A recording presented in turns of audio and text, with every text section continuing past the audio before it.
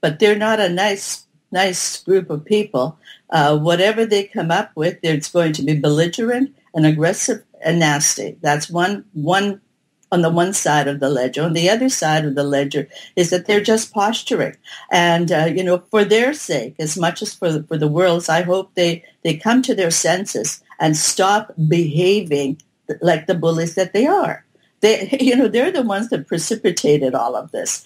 The democratic community of the world was exceedingly accommodating to Russia. Don't forget that this country that has such a high rate of poverty, mortality, alcoholism, all sorts of social problems, all sorts of infrastructural problems. That Russia is a third world country with the exception of Moscow, St. Petersburg, and some other capitals. I mean, it's a marked contrast to even Vladivostok.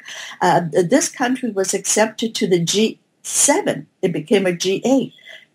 The world democratic powers wanted to engage. Russia chose to dismiss that. It chose to dismiss it because Ukraine wanted to join the European Association rather than Russia's integrated economic model. And why did they want to do it? Because Russia's economic model is not up to world standards. And that's what Russia should be focusing on, rather than threatening Canada that's going to retaliate. Retaliate economically. Retaliate by giving your people a good life. Retaliate by making Russia a global power. They want to make Russia an aggressive number one power. Well, they're doing it, but they're not getting any kind of kudos from anyone. Your question is whether we should, Canada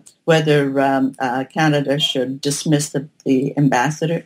I think the dismissal of an ambassador from a country is a very important point on a continuum of discussions with a power that is belligerent. And certainly there are moments when Russia's ambassador might be expelled. But I would think that in the case of dealing with Nadia Savchenko, we should see what the verdict and what the sentencing will be. And I think it would behoove Canada to call in the ambassador and to find out what is happening, and then to lay on the line our further strategic interest in that matter.